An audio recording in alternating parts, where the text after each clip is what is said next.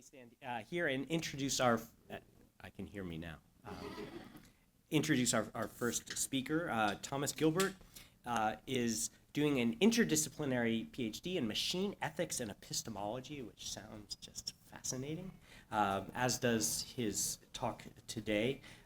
He's got training in philosophy and sociology from Northwestern. He did a Fulbright in Denmark. He's done master's work on intellectual history at Cambridge and a second master's in sociology from Berkeley. So join me in welcoming Thomas.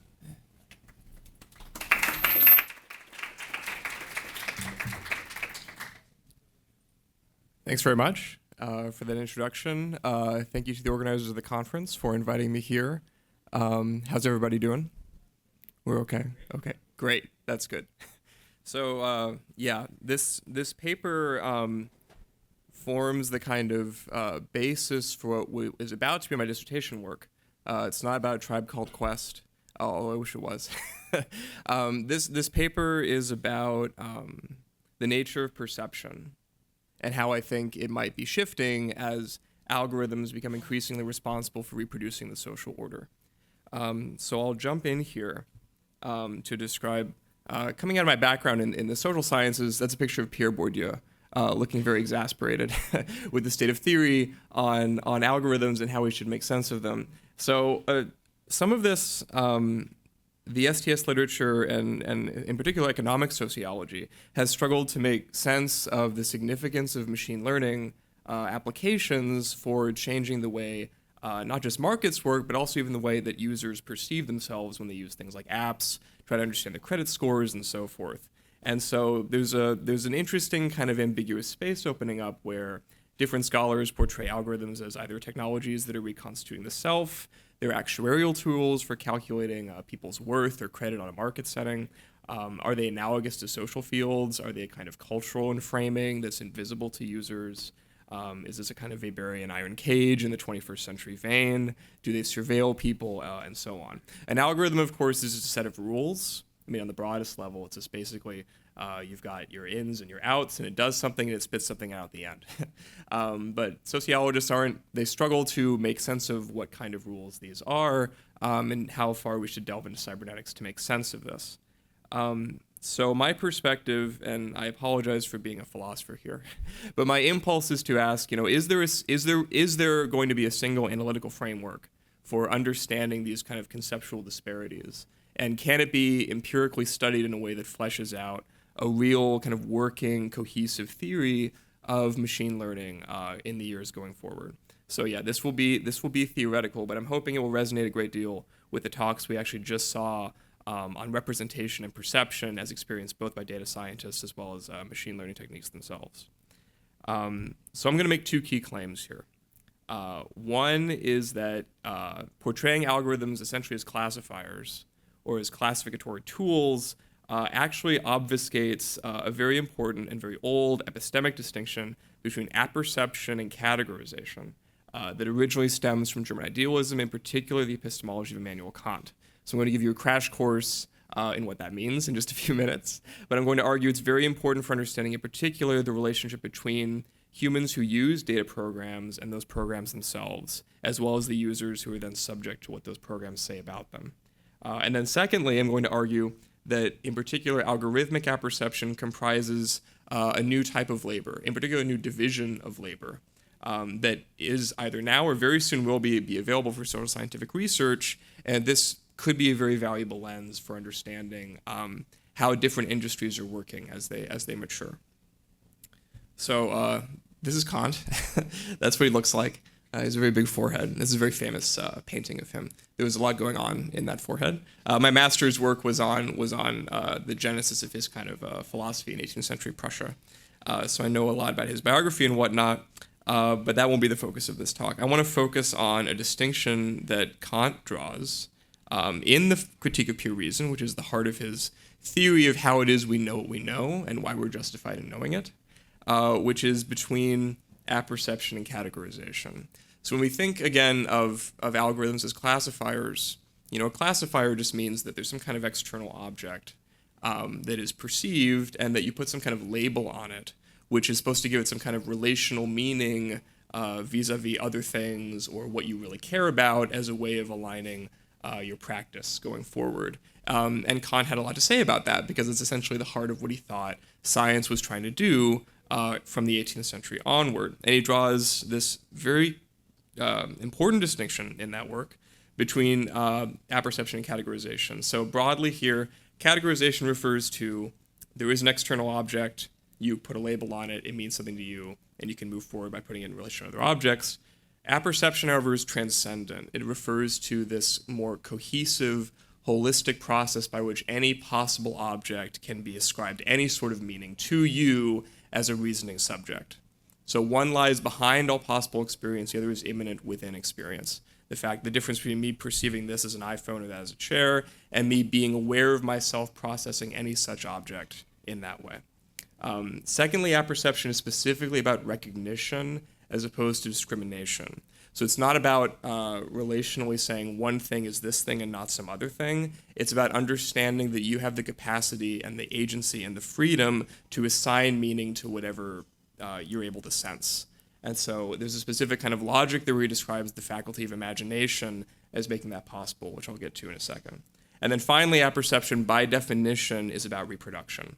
And I'm going to argue specifically social reproduction in this algorithmic context. So apperception is about, over time, procedurally being able to align your categorizations with whatever sensations can appear before you.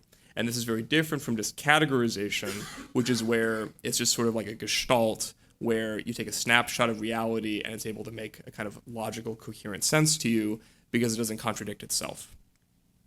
So I want to keep these distinctions in mind going forward as I jump into the actual meat of what apperception looks like, which in a nutshell is that reason is portrayed by Kant as a form of transcendental cognitive programming.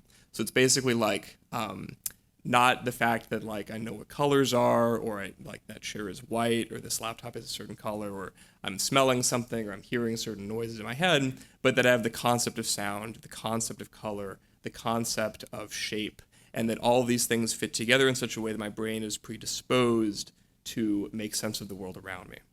So there are three specific stages here, or three faculties, to use the specific Kantian term, to describe how apperception is possible in any given experience. The first is sensation, or Anschauung, to use the specific term he uses, which is the work of perception itself. So taking in raw information or material from the external world and aligning it in a way that you're able to perceive yourself experiencing something. The second step is the imagination, or Vorstellung, which you could also translate as representation, which is where the sensation that you already have is made logical via mechanisms of association and reproduction. So it's not just about you see some kind of blurry cartoon image of like shapes or rough kind of objects, but they don't have meaning for you. You want to ascribe signifiers to these specific objects in a way that makes it imaginable to you that they might or might not exist in the future in a specific kind of a way. So you add a kind of declension to your perceptions that's distributed in a way that makes sense to you. And then finally you have apperception itself, or Verstehen, which is the original term, which can also be translated as the understanding, which is where the imaginative work you just did of representing objects in a way that was meaningful is then unified over time as an act of self-recognition. In other words, basically, this is how you become a self. This is Kant's theory of the self, which is the self is the self-conscious work of realizing that you are an agent making sense of the world around you. So for Kant, these three different faculties work in consortium with each other to make all of the categories that we perceive, which would also include things like race or gender or class, or whether you're a sex offender or not, or a child pornographer, and making that commensurate with your pre-existing notions of what those things mean. So the world kind of corroborates yourself in real time. So what I'm going to argue, and again, this is still very sketchy and I haven't yet done the empirical work to make this fleshing out using specific case studies, but I'm going to argue that these faculties Kant outlines here can be understood as, in the context of machine learning algorithms, as a new kind of division of apperceptive labor. In other words, there are new kinds of social groups that are differentiating according to new kinds of positions they occupy in monopolizing different parts of these faculties, and that algorithms play an essential role in reconfiguring this process, and that this is why we have these interesting situations now where pre-existing social categories are being reinterpreted and reapplied in ways that change our conception of, for example, again, what it might mean to be a child pornographer, or what it might mean to be of a certain gender or race, or any other given social classification you choose. So we see algorithms here as an emergent form of, as I say, transcendental programming, transcendental with respect to the user, whoever is subject to the classifications they enforce. And in fact, I suspect that this aligns rather closely with the faculties originally outlined by Kant. So instead of Anschauung, instead of sensation, we have machine learning itself, the work of big data, the work of data aggregation, the work of data sensation, or as it's often called, training data, the capacity for different organizations, whether nonprofits or firms or even now states, governments, to aggregate data for its own sake because it makes them better at sensing things than they used to be. It allows them to literally see differently than they were able to before in a way that's either better or worse or qualitatively different depending on your political stakes in the matter. Secondly, we have this work of what I would call heuristics, aligning with this kind of imaginative faculty Kant discussed. So here we refer to much of the work of data science itself, the data science of interpretation, justification, and narration of what the algorithm is telling you, or basically what your programs are perceiving. Every algorithm must be interpreted, every result must be visualized, or must be interpreted to the human ear, so to speak. And this is where human apperception meets algorithmic apperception in a way that must be performed, or that must be apprehended, that must be made or pleasurable or aesthetic, as was said in the previous session. And then finally, the understanding can be understood as the emergence of new kind of algorithmic lifestyles. In other words, how users or how whoever is subject to these new regimes of classification has to sediment those classifications within themselves in an embodied, lived, practical, largely unconscious manner. But it sets the conditions for self-recognition, and that's why I think the Kantian grammar is appropriate here. So new habits or social dispositions are gradually formed, or to use the specific Kantian term, synthesized, via interaction or exposure to these programmed imaginaries as algorithms are increasingly deployed. So I suspect, and I don't know how generalizable this is going to be for every possible application of machine learning. I basically did a rough and cut rereading of the first critique using a lot of STS literature, which I didn't mention in this talk, but that so far it does seem to me have a lot of explanatory power for understanding the kinds of industries that social scientists are increasingly interested in as changing the very logic by which social differentiation occurs. Not just the fact that we're classifying people more and more or in new ways, but that the very logic of classification itself is shifting. And again, that's where I think apperception really kind of adds to these conversations. So again, I just invented this PhD program for myself. So I'm just going to briefly describe what I'm going to try to do with this, which concretely would be to do basically an extended comparative case study of how algorithms are shifting the automotive industry via self-driving cars. That's interesting to me in particular because in the history of AI, many AI critics originally argued that they gave the example of driving as something that a computer could never do because it's deeply embodied and practical and unconscious, and it can be made symbolic or explicit, all of the commands of driving. Ironically, now we have self-driving cars. It does seem like in the next few years that's going to actually be made possible and monetizable. And that's interesting from an apperceptive standpoint because you have a distinctly human way of reproducing the world of yourself in a car that's suddenly being automated to machines. But it's being automated through an entire division of labor, much of which is hidden to us from within these companies. So that, for me, is why it appeals as a case for looking at how this division of apperceptive is congealing over time. So my goal then is to search basically for what I call the political schema by which heuristic labor, the labor of data science, is reconciled with or negotiates with legal precedents, in particular legal precedents for human drivers. So you think of the DMV, you think of other agencies that are concerned with saying, you know, here's why you're a credentialed driver, here's why you're safe, here's why you're not safe, et cetera, et cetera. So basically I'll be doing a whole bunch of like comparative, in-depth, systematic interviews with different representatives of these industries to see this as it's forming. And what's interesting, again, is it's not yet clear to me which model of apperception, which division of labor, and with some examples here, will eventually win out or become dominant over the others. Cities could conceivably look very different. American cities in particular are designed with cars in mind. When you have ride-sharing services taking over this technology and taking over this aspect of human behavior, it's not clear to me what kind of urban political economy we'll be dealing with, which is why I'm curious to study it. So I'll leave it there. I don't know if we'll do questions now or at the end with a bigger group, but thank you.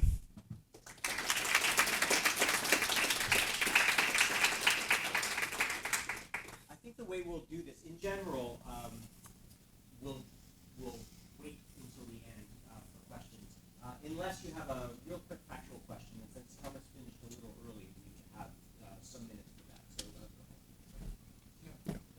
Sure, Albert,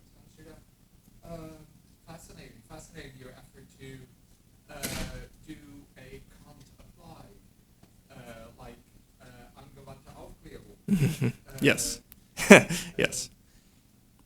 But there's a little problem, and maybe you can go back Mm-hmm. To your second slide, because there you already Mm-hmm.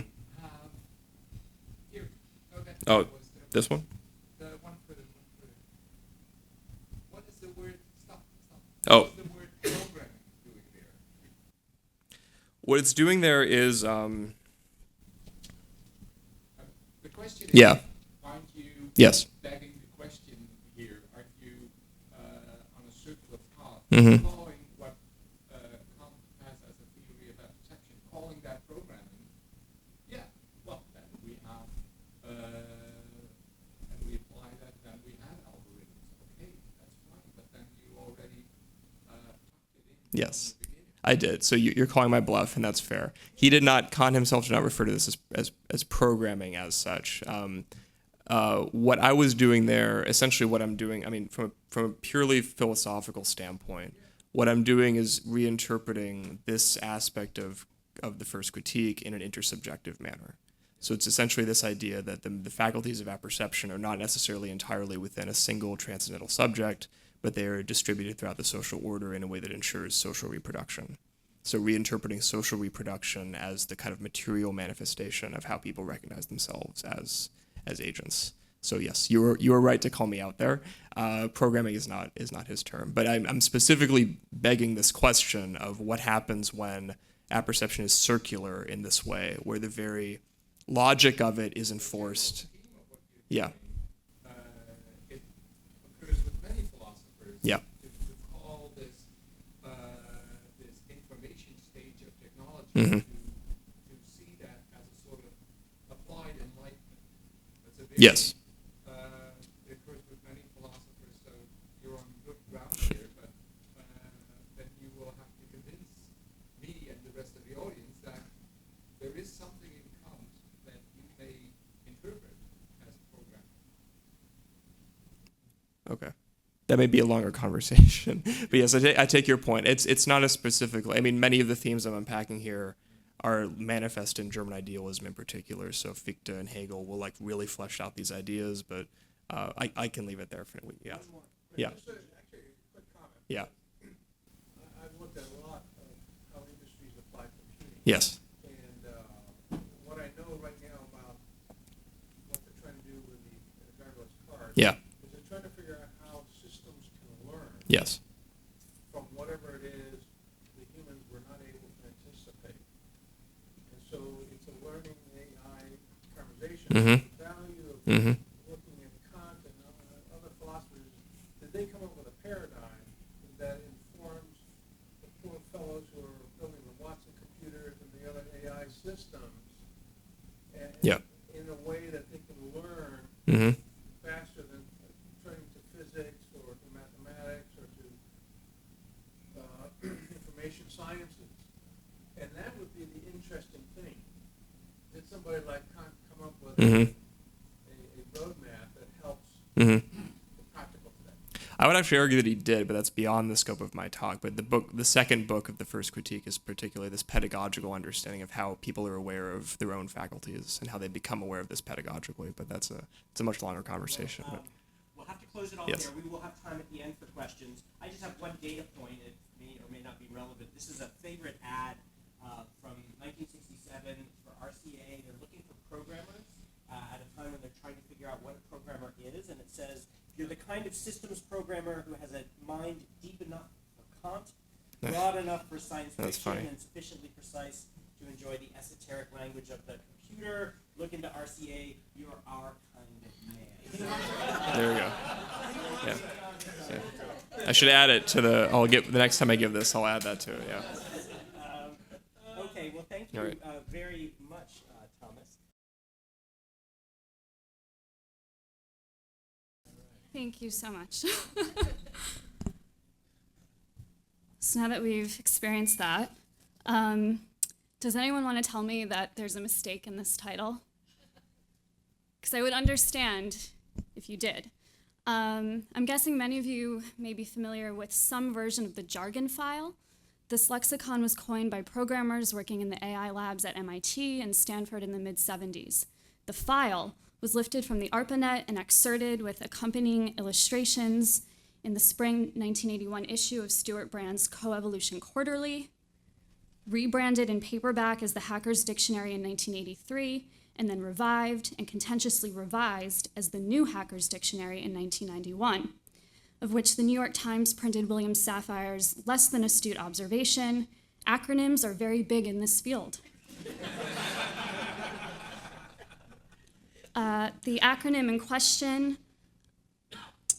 was a late addition. It is absent from both the printed pages of Coevolution Quarterly and the webpage Paul Dorish maintains as, and insists is, the original Hacker's Dictionary.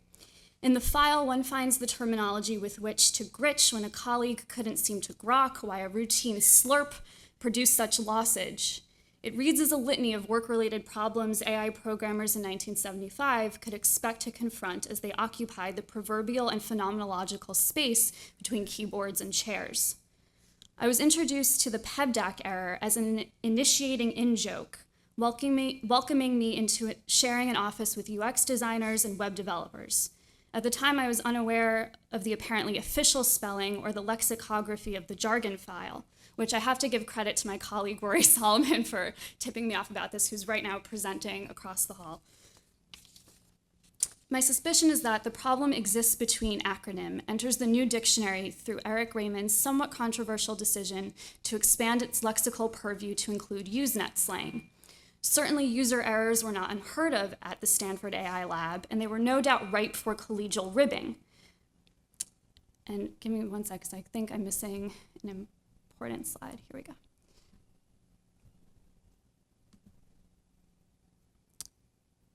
But the PEBDAC error was not intended for peer-to-peer salting of wounded egos. It has a discriminating function. The PEBDAC error, much like the "it's not a bug, it's a feature" refrain, indexes a hierarchy of knowledge. Both rely on a quasi-recursive logic. The joke is that the joke is on those who are not likely to get that the joke is on them. This them, of course, is an ahistorical placeholder, typically rendered as a nameless and faceless user. This presentation is tangentially motivated by Brenda Laurel's designation of human-computer interface design as an ad hoc discipline that arose to solve a problem. The construction of the human as a problem generator is by no means a proprietary feature of computer history, yet in a certain sense, it is a constitutive one. Given the title of this panel, I'm going to assume it's safe to out myself as a Freudian, as if I could hide it, which is to say, I take these user error witticisms seriously and suggest that we hear them as provocations. This talk will be composed of vignettes largely from the last quarter of 20th century personal computing, offering a sense of what a grievance-centric approach to this history might sound like. To this end, I am asking questions which, in different ways that I look forward to discussing, precede and undergird the sites and modes of digital labor discussed on this panel. The cover of Byte magazine's third issue, published in November 1975, exclaims, "Computers are ridiculously simple." And yet, these are the very first sentences of the issue found in the introductory note from the publisher. Aggravated shock. How else can I describe my state of mind after innocently turning my newly acquired Altair 8800 around, looking for places to plug in teletypes and television typewriters? After 40 years of turning around electronic equipment to plug things in, this time there was nothing there except the line cord. Nothing. Not even a lousy phone jack. The author narrates his experience of feeling blindsided by the recognition that he did not know how to do something, especially something as simple as plugging in a presumptively compatible peripheral. Despite the tacit knowledge acquired over 40 years, the editor of Byte was not equipped to face the Altair 8800. Gradually, shock gives way to desperation. In pursuit of the sought-after connection ports, the back panel is unscrewed, the instruction book is consulted, in that order. Swapping out the screwdriver for the manual seems to add insult to injury. The author goes on. The instruction book was a thick one, so I moved to a comfortable chair, adjusted the light, and started reading about the gates, truth tables, and I fell asleep. You wouldn't believe the crook in my neck that chair gave me when I tried to get out of it the next morning. Now, after having read as far as I could in the instruction book, and after talking with a number of experts and even visiting the MITS factory, I'm beginning to suspect that I'm going to have to do a good deal more than just plug in a teletype machine to hook into my Altair. If we were to envision the scenography of this anecdote, it would become clear that homebrewing is a misnomer. The attempt at armchair troubleshooting amounts to a muscle cramp. Neither the requisite I/O port nor the telltale signs of its existence are included in the Altair kit. It should be noted that the Byte editor's complaint takes issue with the fact that this component was not included as a standard part, not the lengths he goes to learn of its absence. No doubt there is some sort of narcissistic gratification that comes with speaking directly to the experts, standing on the factory floor of MITS as a valued customer. We might think of a more contemporary example of these emails that people claimed they received in response from Steve Jobs that would get posted in places and pretty soon thereafter, be exposed as bogus, but there's something about this. This episode would seem to prove that once again, it's not what, but whom you know.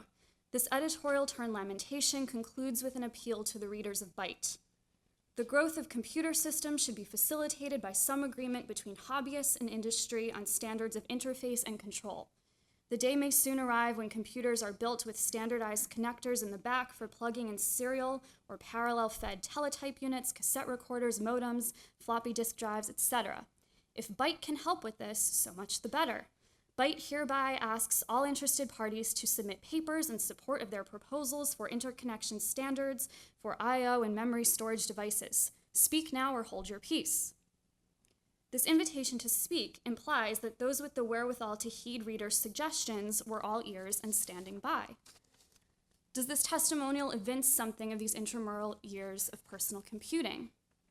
At the very least, it gives us some indication of how the editor of an upstart computer magazine in 1975 imagined the utility of its and his influence on the industry.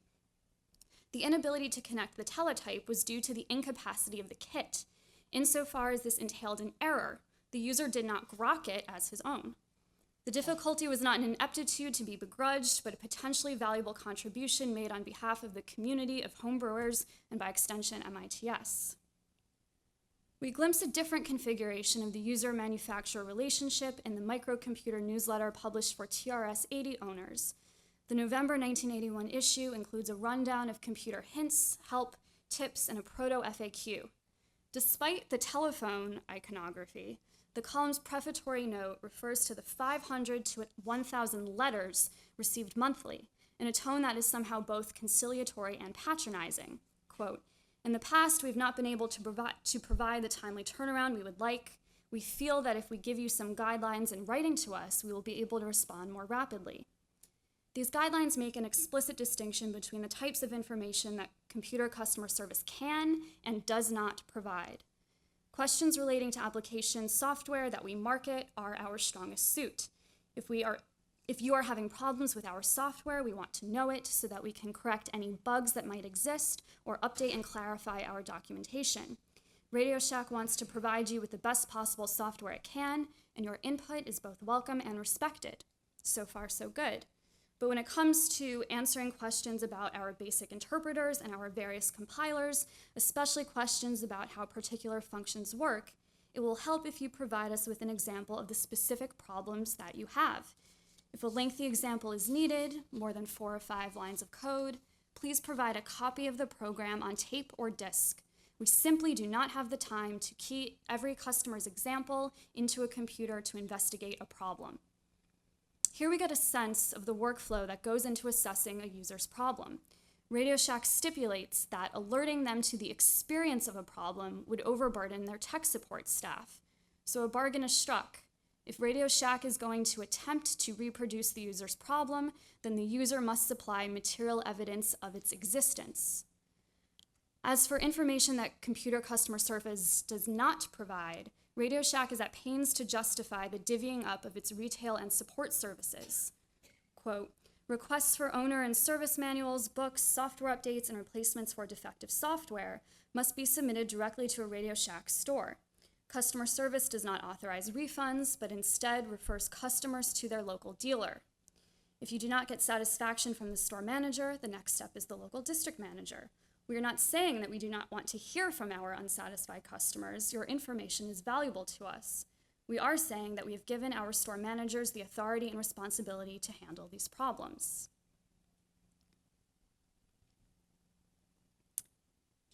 In 1980, Bell Labs was awarded patent number 4191860A for a database communication call processing method, effectively granting an update to the infrastructure of their toll-free service.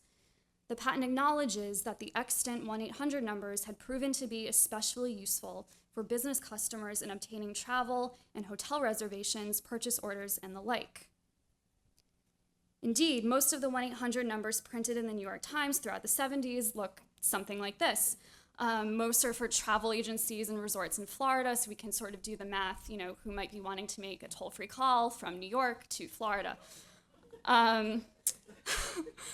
The system already in place for routing inward wide area telephone service lacked a centralized hub through which to monitor nationwide traffic. The automated switches would overload the network by passing through calls to a busy line. So I suppose it's not all that surprising to learn that the technology that enabled phone support was essentially a logistical mechanism for placing callers on hold. By 1984, nearly every ad found in a computer magazine included a 1-800 number, inviting the reader to either call for the location of your nearest authorized dealer, place a toll-free order, request a brochure, or simply for more information, which I would just really love to know what more information entails. Stuart Brand's editorial introduction to the Whole Earth Software Catalog of 1984 includes a characteristically lofty pronouncement. With the coming of personal computers came a shift in the power balance. It may be that more accumulated code is stirring in the interests of individuals now than in the interests of institutions. It may be that more significant invention is coming from the hands of individuals. But there's a hilarious obstacle. For new computer users these days, the most daunting task is not learning how to use the machine, but shopping, hence this book. I suppose there's a certain hilarity to the predicament of having cash to burn without a clear sense of how to choose a match.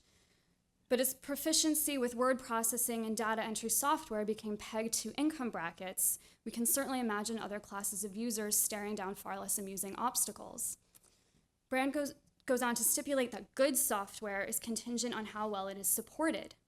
Support, he explains, refers to the cloud of information and other products around a program that give it a rich working context in the world. Some comes from the company's conscientiousness, some from the program's popularity. Good support. Lots of machines run the program, lots of other programs will work with it, there are whole books on special applications, the program is routinely upgraded, and the company responds helpfully to users with problems. Microsoft Word, for example, supplied a manual described as muddy, though big. A Whole Earth reviewer reports running into 2 bad bugs in the program. What's worse, he consistently could not get through to customer service at Microsoft and gave up on the product in frustration. Word is thus reviewed with a word of caution. Quote, be sure to send in your warranty with Word. They'll notify you about new versions of the program and you should get them. It's still evolving rapidly. I would love to know whether Mike Maples would have agreed with this depiction of the state of affairs at Microsoft when he arrived in 1988. It's tempting to quote at length from the just really wonderful and instructive oral history on technical and customer support conducted in part by our chair here in 2004. As long as I can remember, Maples recounted, there's been somebody logging problems into a database. The non-specificity of his recollection is telling. The somebody, answering the phones, parsing the crash reports, and updating the bug databases, has historically been situated on the lowest rung of computing's professionals. It is these somebodies for whom the PEBDAC error was a means of recourse. More than an insult, it's a plea for the solidarity of a shared experience. Not only that, it archives the delirium of logging calls, listening to inanities, keying in codes, walking through steps. Great time for my pages to stick together. It communicates an attempt to hear from someone who gets it, which incidentally is also the wish of the person existing between keyboard and chair on the other end of the line. Thank you.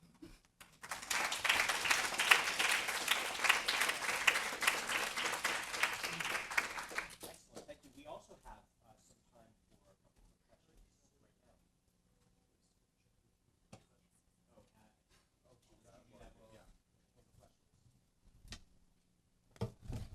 I absolutely love this idea of a grievance-centered history of Any questions for Shari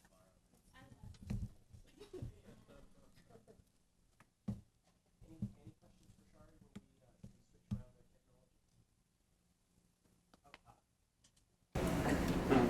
I see her all the time, so I can. In a recent discussion that one of my friends was having with an Air Force maintenance guy, they decided that the fundamental document in the maintenance regime was the work order. With the work order. And this was a way to communicate all sorts of things throughout the organization and to different stakeholders. And I was thinking it was specific to the Air Force until about 10 minutes ago when I realized that that this might be, you're not talking specifically about work orders, but workflow sounds like the same type of approach. So it's not a question, really, just kind of an observation. Yeah, well, actually, I mean, there was more anecdotal, information in there that I deleted, but the way I encountered the PEBDAC error was when I was, working in web development, and so it was introduced to me. I took it sort of as an insurance policy to make sure that when questions about work authorization orders came up and changes to specifications, that it was very clear to my colleagues whose side I was on. So when the client would complain about the work order not being fulfilled or needing to change something, that my instinct would be to say, well, that's a PEBDAC error. They don't recognize that we've indeed done exactly what they wished. So I don't know if that in part answers your question. So Shari, thanks. It's really exciting to see this work. I was wondering if, given the grievance orientation, if you could just say a little bit about how that orientation might change the sorts of projects or sites that we look at, what kinds of archives would come to matter, in computing history that maybe we're not currently attending to or we're under attending to. Yeah, I mean, the way, and I know you know this, but the way that I've been thinking about it a lot is what happens if a history of technology, rather than being an object-oriented genealogy, becomes a user social-oriented genealogy.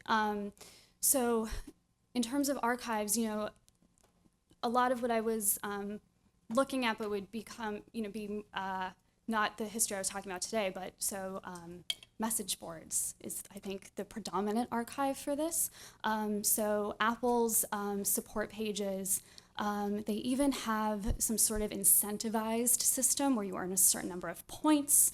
So that, I think that, to really hear from the user, which is always my question, where can we find that sort of thing? I do think, particularly for this question of problems and error messages, and my screen is telling me this. What on earth does it mean? How do I solve it?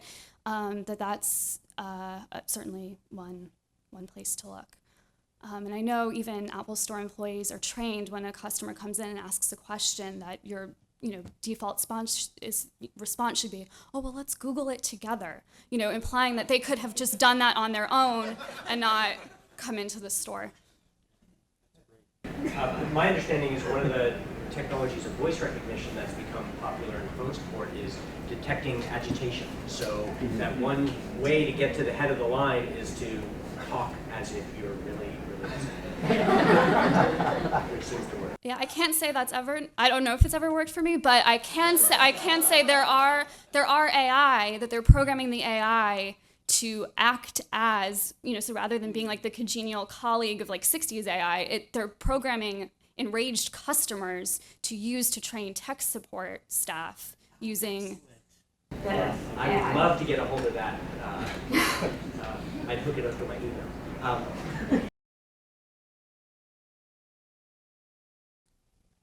Okay, thank you for introducing me. And in this morning, Dr. Halcyon Lawrence said non-native speaker might use additional cues to help listeners understand better. So my presentation materials contain heavy text to help you understand. Okay. It is honor for me to present my research at this meeting. My name is Yoehan Oh in Seoul National University in a program in History and Philosophy of Science. Today I talk about a Naver, a dominant search portal in South Korea, and its real-time trending rank. Because my empirical materials are situated in South Korean context in the last decade, I think you may not be familiar with this story. So I think it may be better to beginning with another story, which may be familiar with you. Last year, Facebook's contract workers for adding a description for trending topics were replaced by algorithms due to public worries about human political bias. This story shows what complicates problems of algorithms and their platforms by shedding light on what exists behind the system is digital laborers. Similarly, this talk is about Naver's laborers. I'll focus on three aspects of Naver's trending rank: its algorithm factors, its screening workers, and external audits over its human procedures. I'll describe these three components as different kinds of maintenance of a trending service, and then clarify what three maintenance dilemmas were, how these were resolved, and how these resolutions affected interrelations of them. To analyze these aspects, I will rely on three discussions. First, public relevance algorithms in Tarleton Gillespie's term in media and communication studies and algorithmic accountabilities in SDS. And second, workers for maintenance, repair, and CCM or commercial content moderation in Sarah Labar's term. And I hope she would be here in this room, not in the opposite room, in history of technology and computing. And third, institutionalization of governance bodies in internet governance studies.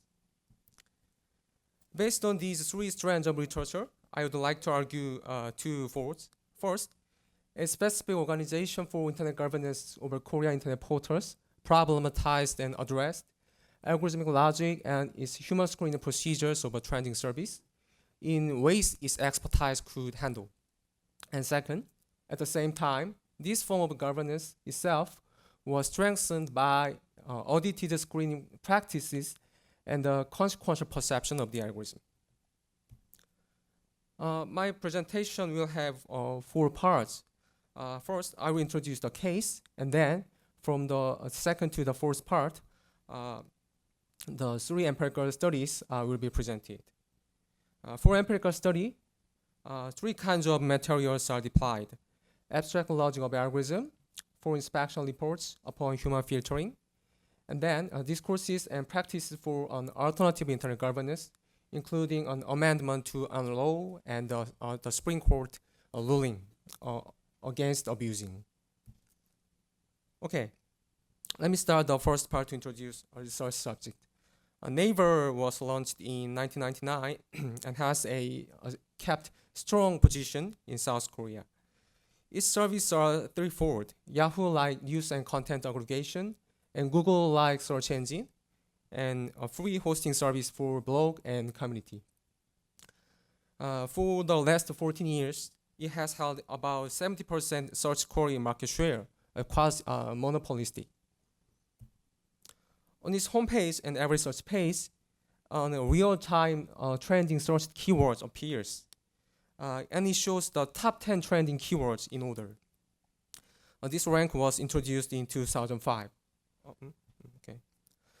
As you see it, the rank is updated every 15 seconds, and no matter who sees the rank, it shows the identical 10 keywords without any personalization. You may find similar trending services in most social networking and social media services.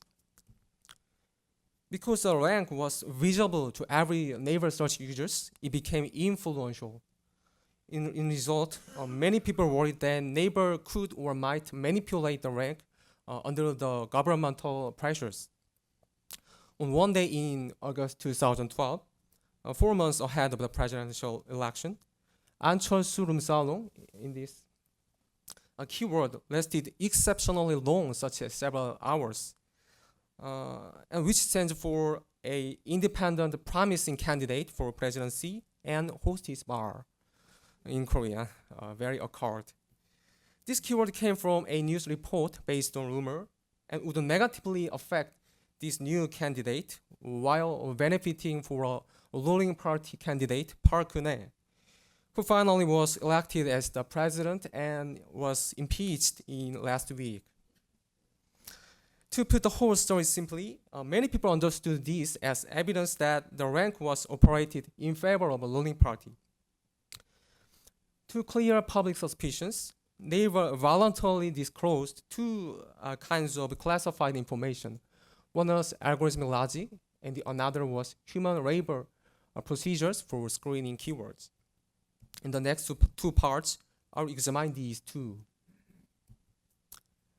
It was a surprise that Naver disclosed its algorithmic formula because we are heard that internet platforms' algorithms need to be protected both from other competing companies and from system abusers.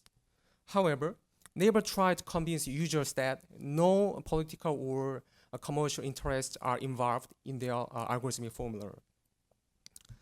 The company explained its logic merely reflects which keywords are trending now. Then Naver consigned all right to audit to external organization. However, an external audit committee hardly investigated the algorithm. Rather, they said it is taken for granted that they didn't investigate the algorithm.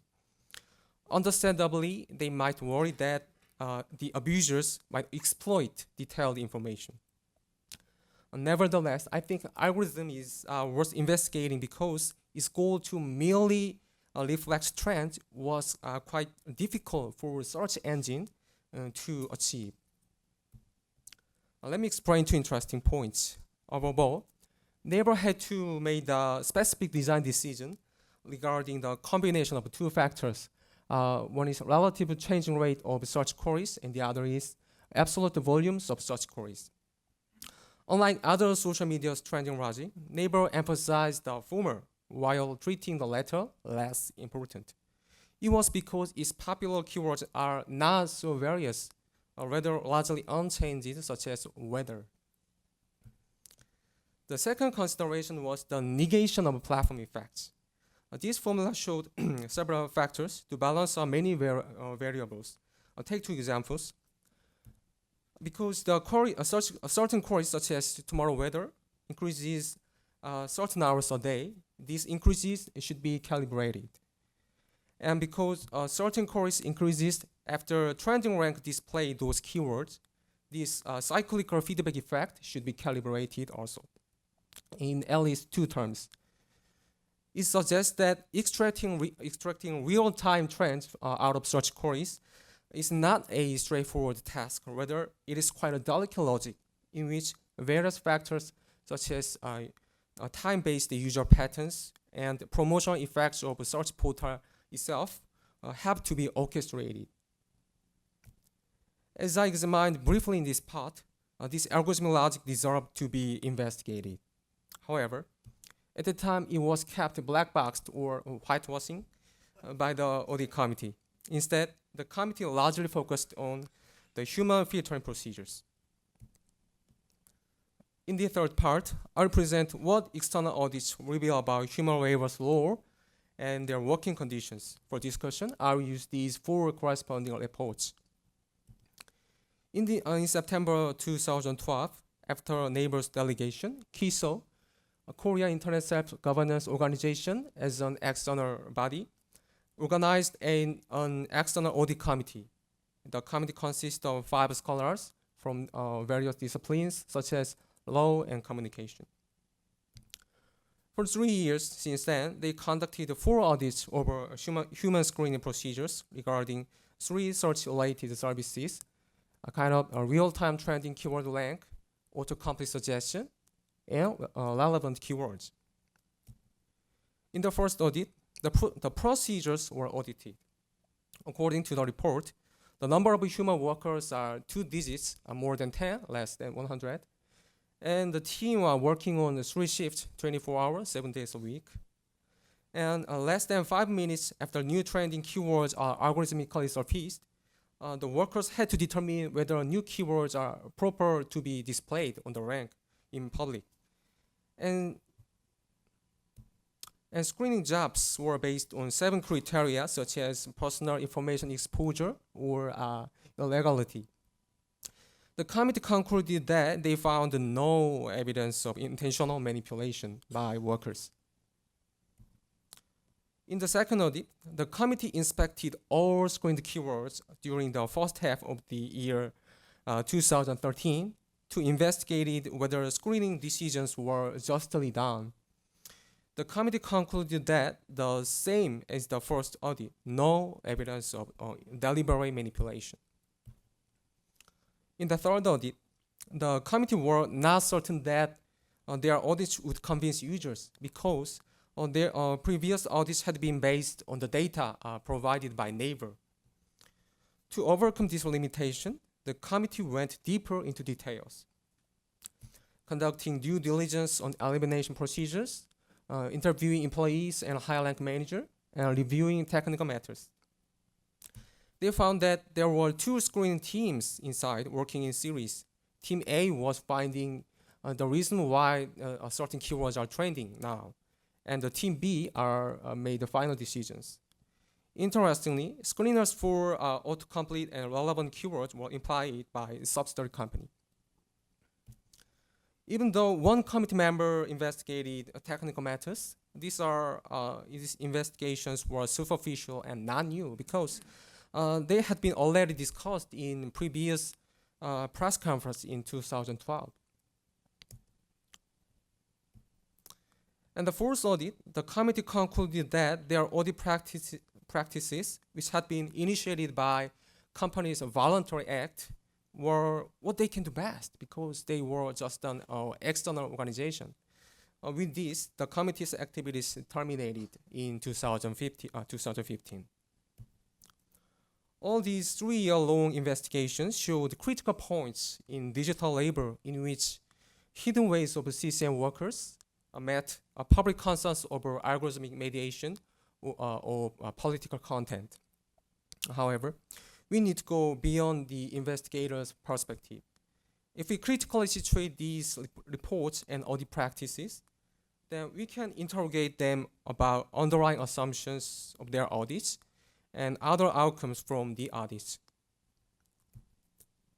In this final part, by historicizing their trajectories, I analyzed KISO's audit practices through addressing these following 6 points in the chronicle order. First, why did Korean legal scholars worry about state regulation form over portal companies in the early 2000s? As internet portals gained popularity, various laws were legislated and revised to impose strong responsibility upon portal companies for actively monitoring illegal content uploaded by users. If companies did not detect unlawful user-generated content, they were fined for violations. Then the second question is that what an alternative form of internet governance was suggested by these scholars. Through publishing academic papers and volumes, they argued that the current state control form of internet governance weakens user freedom of speech. And this current form is far from other countries like US or other European countries. Instead, they advocated industry-wide self-regulation governance in which users, companies, and non-governmental agencies can cooperate to regulate. Then the third question is how KISO was founded.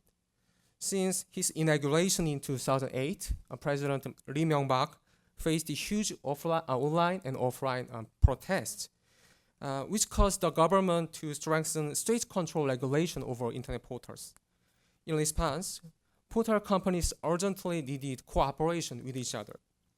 So in March 2009, 7 portal companies, including Naver, initiated KISO, consisting of a board, a policy committee of 12 members, and secretariat.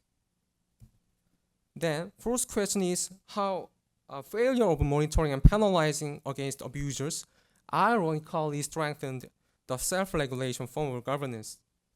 According to KISO's foundational goals, self-regulation is defined not as a removal of governmental laws, but as cooperation with government about the methods that industry cannot address by themselves.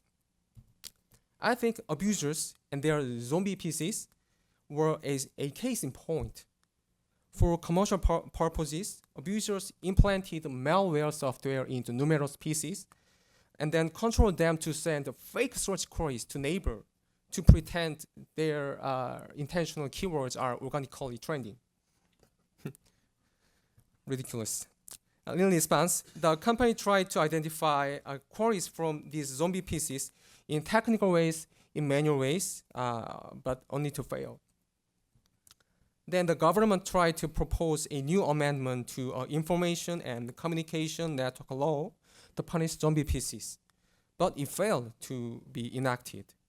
Furthermore, against one zombie PC abuser's case, the Supreme Court ruled that it cannot punish them because under the current ICL law, hardware was not attacked, although zombie PC sent first queries in software's term.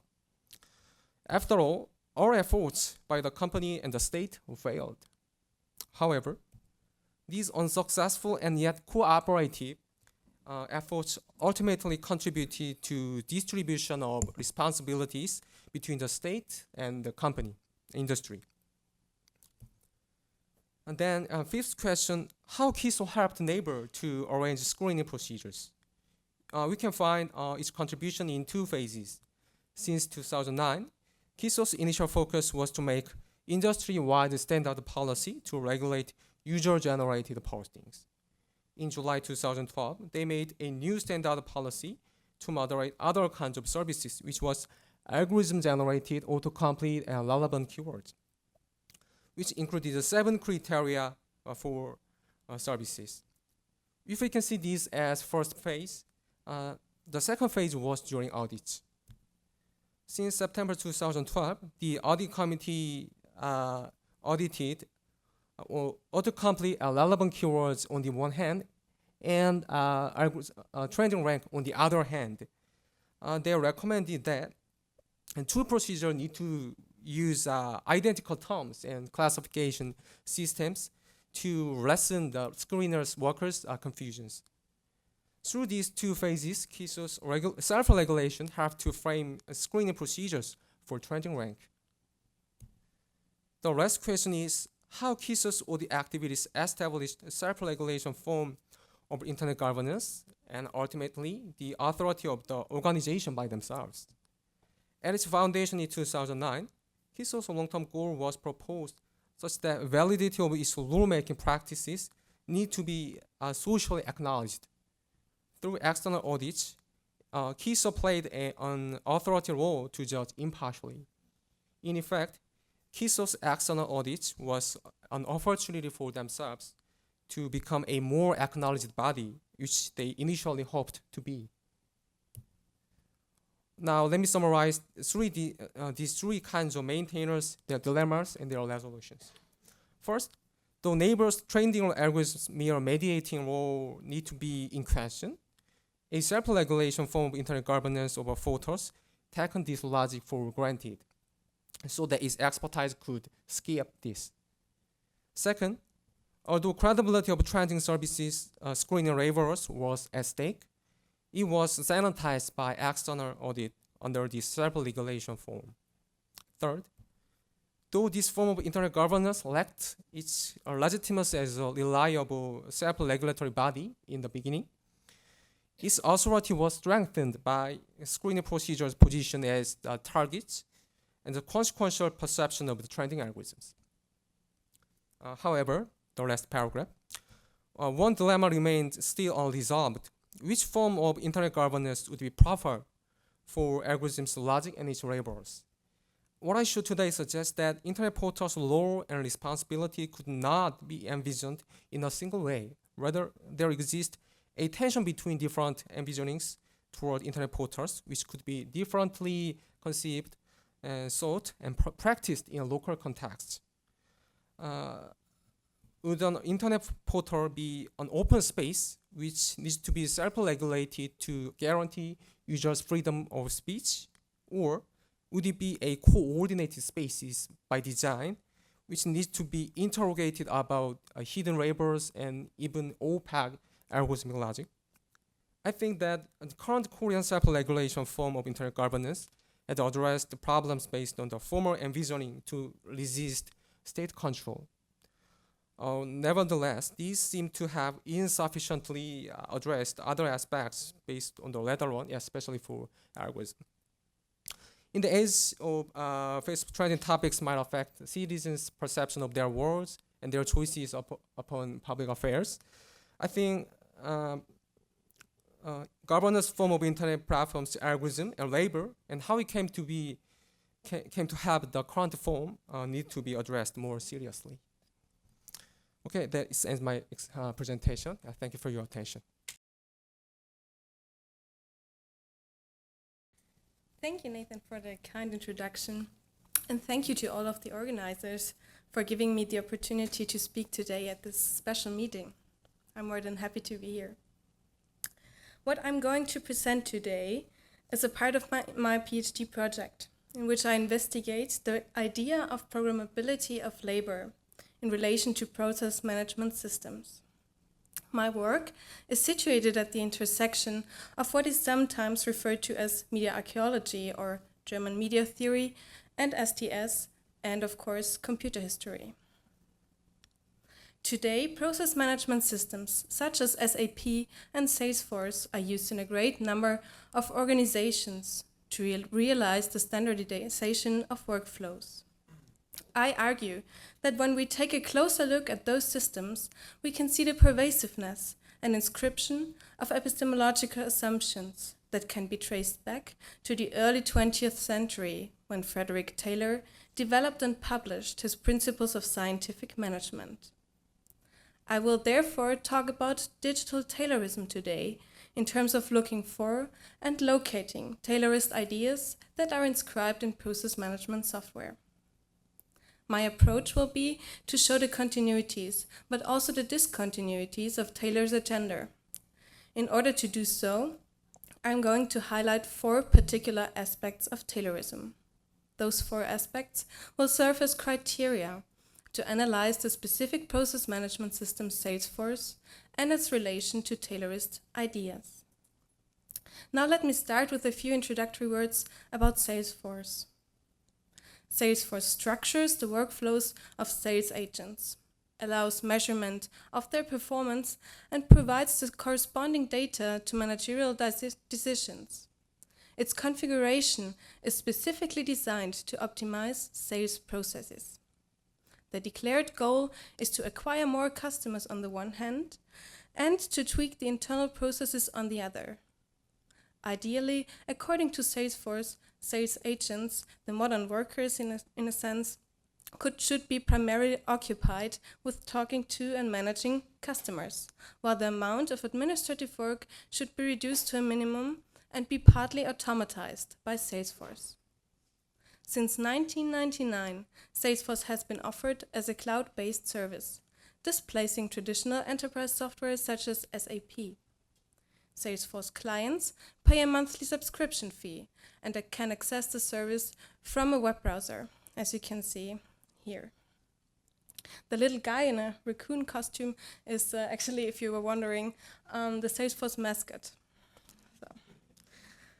The software is specialized in managing labor in the service sector, particularly by including the management of the organization's relationship to the customers.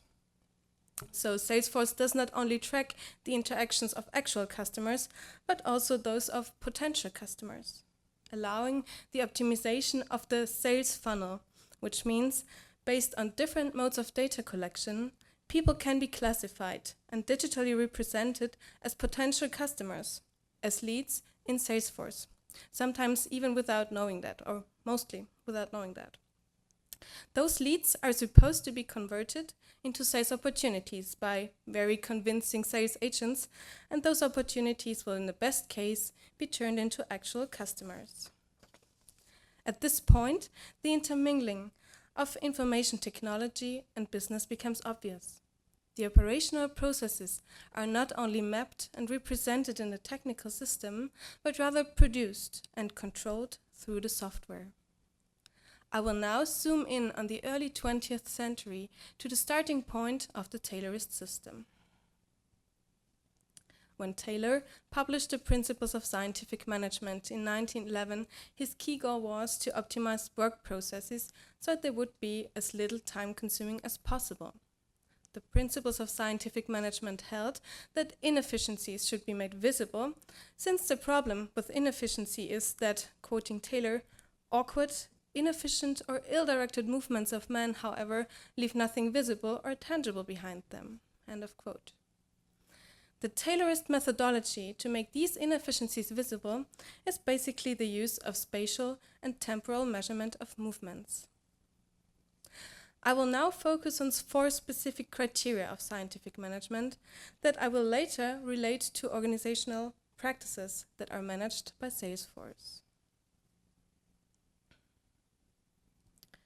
One central aspect of Taylor's principles was the functional division of labor, and therefore the separation of the planning from the performance. In the big picture, this is just a special form of labor division, which is way older actually, but management is taken, or said with Taylorism, taken to a new level. His mission was nothing less than to reconceptualize work itself through the redefinition and expansion of the role of management. As Taylor states, quote, almost every act of the workman should be preceded by one or more preparatory acts of the management, which enable him to do his work better and quicker than he otherwise could. End of quote. Taylor assumed that there was one best way, the most efficient way of doing work that could be exclusively determined through scientific methods and empirical procedures. Taylor wanted to substitute a science for the individual judgment of the worker. The scientific in scientific management alludes to the laboratory-like situation that had to be created in order to conduct time and motion studies. These studies resulted in the analysis and construction of ideal work processes with predefined goals that were to be reached by the workers. In order to make sure now that the workers would follow this best way, a new form of control was introduced. I refer to the governing and steering notion of control here. So, in order to control the workers' performance, the knowledge about work procedures was extracted from the personally conveyed rules of thumb first. In a second step, this knowledge was concentrated in the hands of the planning department in order to systematically optimize and rearrange those processes. To achieve a standardized control of these ideal work procedures, the information was transferred to instruction cards, or getting back to those work orders as it was said before in the question. On this slide, we can see such an instruction card, conveying the carefully planned steps of the work process that are to be performed, or the workflow. Each movement is predetermined, the time for each movement predefined. The worker is now asked to carry out the prescribed set of instructions as mechanically as possible, without any detours. To minimize the potential detours and inefficiencies, Taylor installed a surveillance regime. The standardization of work processes went along with standardizing the procedures of how organizational information was collected. Performed work was to be processed in numbers and metrics. The registration apparatus for evaluating the performance of the workers consisted of forms, stopwatches, and human work inspectors. The inspectors filled out the forms according to their observations, combined with stopwatch measurements, reassessing whether the workers reached their goals. When the workers were not to know that or how they were supervised, special watches were used that were built into leather-covered books, just as the one we see here on the slide. This monitoring should make sure that inefficient work processes were caught and could be optimized. Now looking at contemporary advertisements or listening to managers these days, it does not matter if we talk about Taylorism or Salesforce. The basic narrative has stayed the same. The central figure is to avoid larger wastes of human effort, as Taylor put it. I will now move from the industrial shop floor setting to contemporary office environments and analyze Salesforce, starting with the aspect of separating the planning from the performing. Digital process management systems can be considered an escalating version of Taylor's theory. Being supercharged with digital technology and being applied to a much wider range of employees, so not just to industrial workers, but also service workers, such as sales agents, knowledge workers, and managers themselves. Simon Head, writing about work and power in the digital age, considers the impact of process management systems as a reiteration of Taylorist techniques of labor management, in which workplace routines, quote Head, are the assembly lines of the digital age, end of quote. The basic idea of scientific management was separating the preparatory planning from the performing of work. When we take Salesforce into account, the planning department of the operational processes is considerably stretched. Not only the internal planning department of an organization defines what is to be done, but also the software, Salesforce, has a part in defining what can be and what cannot be done by the workers. Salesforce, respectively the Salesforce product managers and software engineers who define structures and default values, can therefore be considered as additional actors performing at the level of the former planning bureaus on the top. Some of the functions, such as regulating and teaching workers, are even taken over by the Salesforce interface. When we look at the demarcation line between the planning and performing now, we could even say that this line corresponds to the software interface. The Salesforce user's possible interactions, be it a manager or a sales agent, are determined by the preceding planning and the ideas of the Salesforce product managers or software engineers that were translated into matters of software. Probably, though, this separating line is way more elusive today, and it has to be empirically diagnosed in each specific context and situation. The labor division structure is also inscribed in Salesforce. It determines what a user can see or cannot see on the interface. The hierarchy of an organization can be directly implemented into the Salesforce role hierarchy. The Salesforce administrator of a company can allocate specific roles for each user, corresponding to his or her role in the organization. The user roles decide how the interface looks for each user and delimit the individual reading and writing permissions.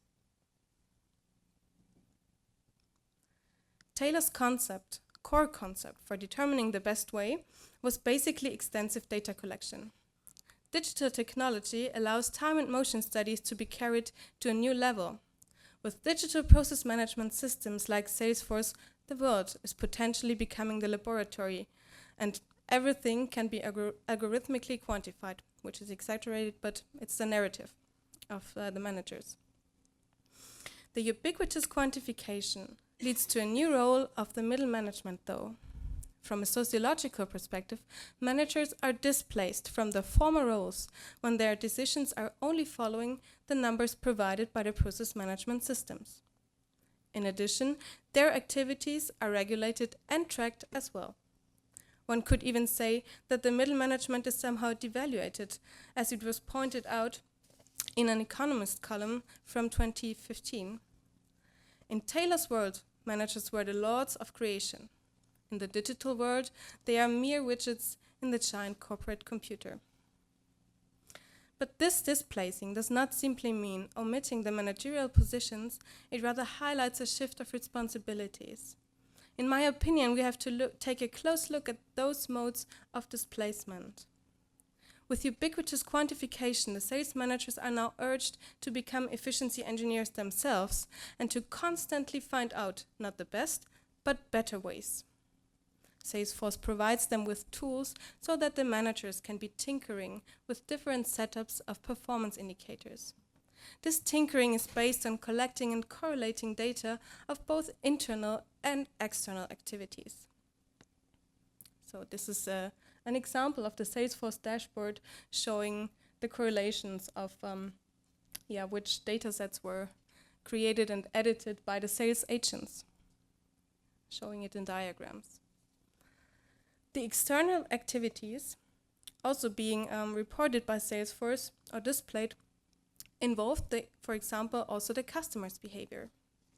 The future decisions of potential customers are being anticipated based on various parameters. Salesforce calculates and shows the probability of the customer closing a deal. So I did not very well as a sales manager, as you can see there, with 0%. So I was not so convincing. Looking now at contemporary working environments in the service sector, the software Salesforce also controls how these work processes are structured. The tasks screen resembles a dynamic version of Taylor's instruction cards. Tasks that are associated with one's own account can be created by oneself, automatically by Salesforce, or by other colleagues or supervisors who have the necessary system permissions. Regarding the monitoring of the worker's performance, Salesforce would be basically that dream for the efficiency engineer Taylor. The labor performance is being measured on the basis of different indicators that are being displayed on the software interface in the form of visual diagrams and tables, as we could see before. Salesforce implements the task of the registering apparatus, doing the formerly apperceptive labor of capturing the worker's performance, and technologically combines this data with the equivalent of instruction cards as well as the evaluation process.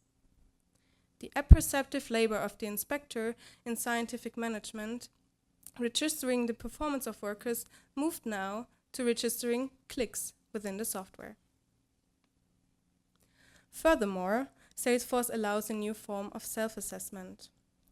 Numerical information regarding self-performance is no longer hidden from the workers, but rather reenacted at the dashboard interface of those systems, where every user has access to his or to some part of his or her data and is encouraged to compete with colleagues.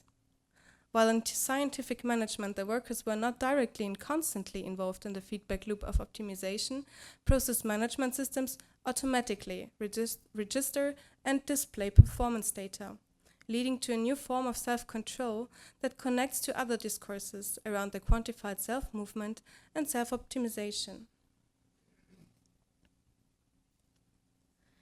During the past minutes, I tried to carve out the similarities, but also the transformations of Taylorist ideas.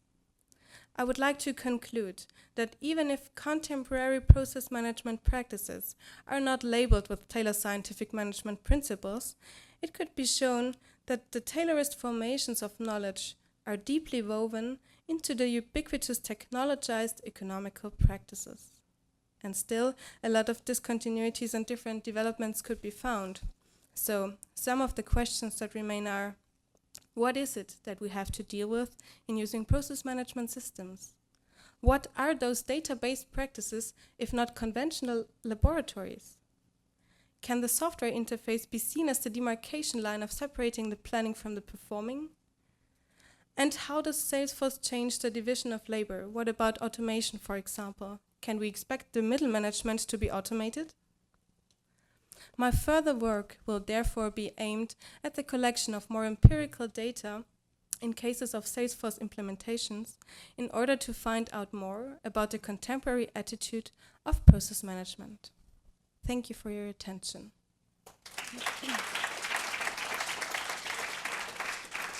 Why don't we start with a question or two specifically for Eva, and then we'll open it up to the entire group. Go ahead.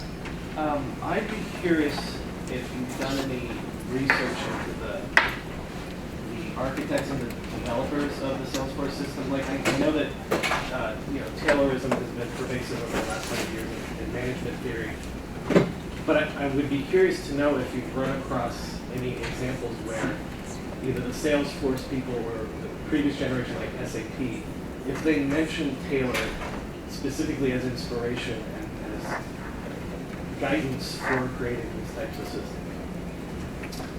So starting with SAP, the research I've looked at is that they don't mention Taylor as an example. It's because Taylor is basically not, still not the best idea, or like also in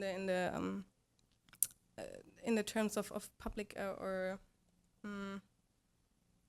how it is conceived, what Taylorism does. It's not like that these assembly lines have a very good image.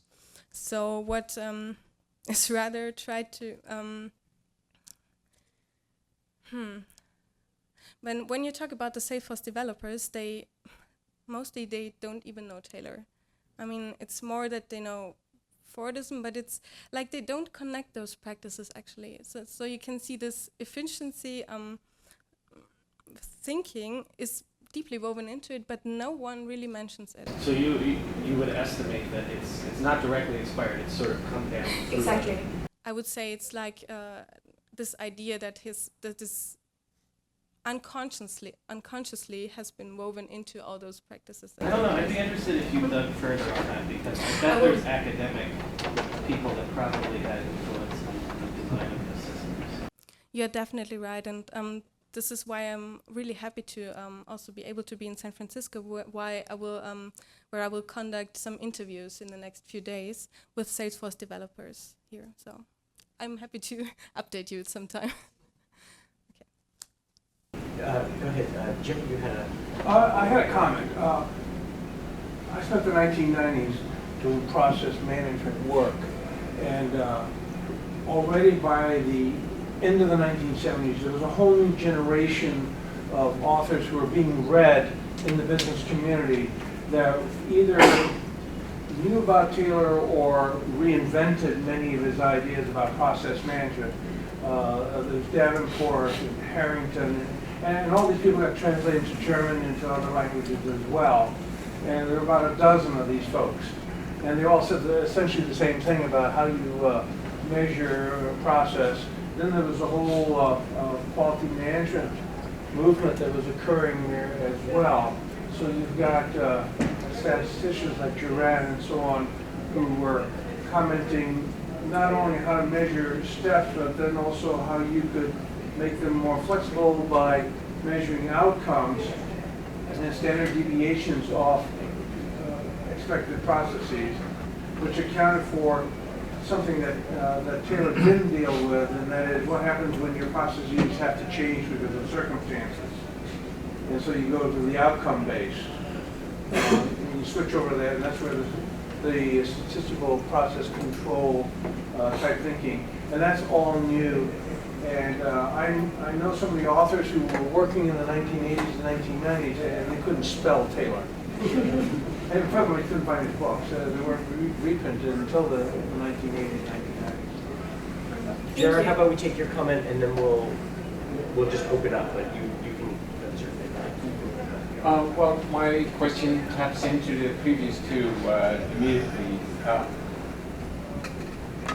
this Taylorism was scientific management, but there was a turnaround around 1930 when scientific management became management science. And that gave two streams that both might have influenced the kind of software here rather deeply. Management science that wasn't conceived as a science in the 1930s, but became the standard model of postmodern science as it is now, conveys a lot of generalizations of Taylor. So no wonder they don't know Taylor, but no wonder they don't know. You had a schedule there from Gilbert, things like that. Well known for historians of scientific management.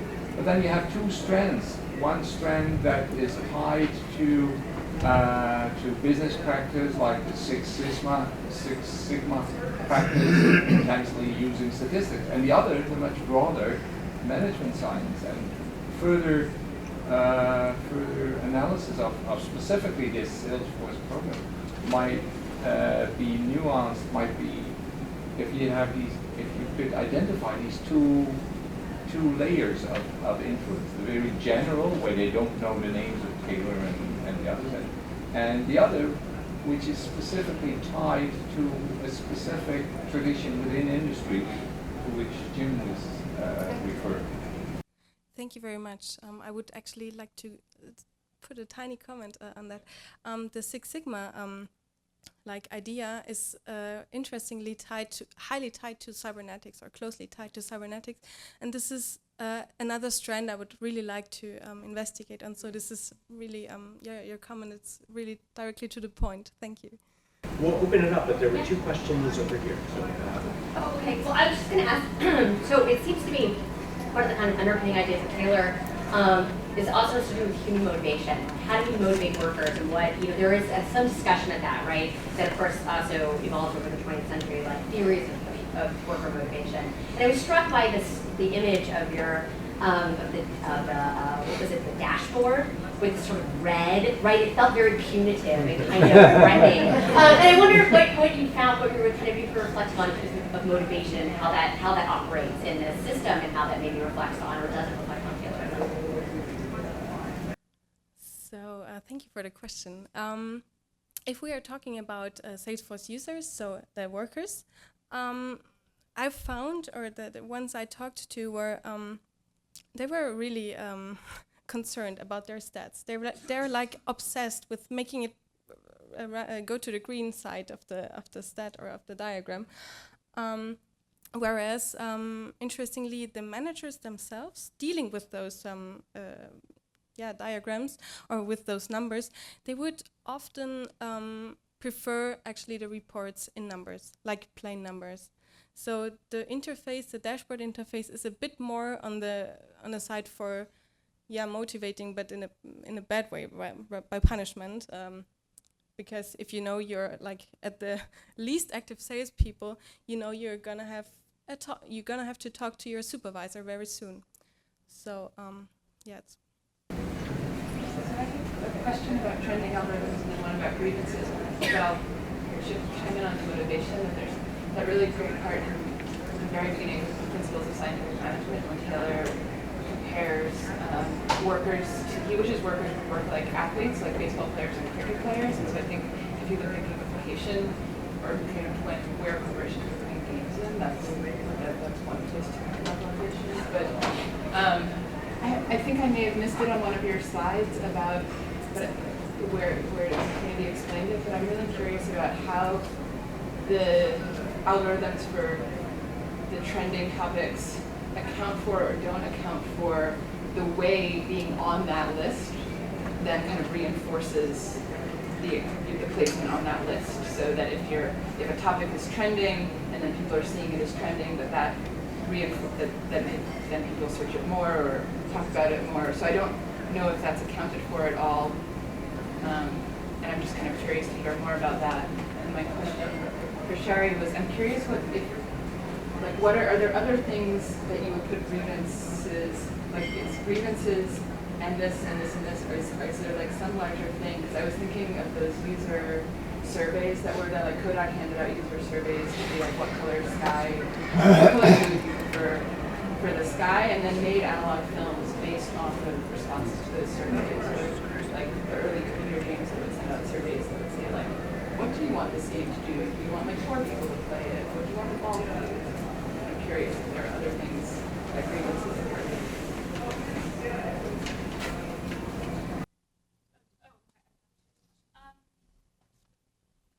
So, in some ways, that's my. Oh, I guess I have to go there. In some ways, that's my least favorite question. You know, like how do you distinguish a complaint from a lament, from a grievance, on and on and on. So, I mean, for the purposes of this talk, I deliberately used grievance, given that I knew this was a labor panel, because grievance is very much a term that comes up in labor history. So if you think especially in terms of unions and all that kind of thing. But in terms of the solicitations of feedback that you were talking about, that's certainly perhaps a better answer to Erica's question in terms of what archives come up in this kind of work. And one too hyperbolic notion I just sort of have about this is insofar as we're going to talk about ubiquitous computing, that in some ways ubiquitous solicitations of feedback kind of go along with that. That, I mean, you can hardly buy anything without getting emailed a receipt moments later, right? Like asking for your feedback.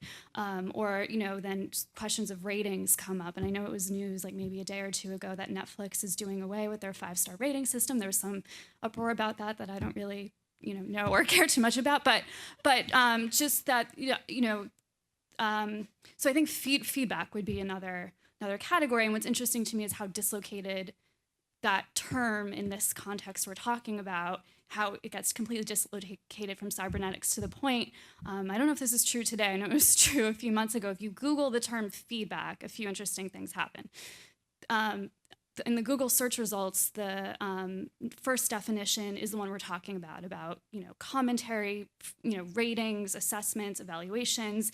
The second term is the cybernetic or biological engineering kind of term. And then what's also really great is on the search results page, there's a link that says feedback right below the definition of feedback. So things like this.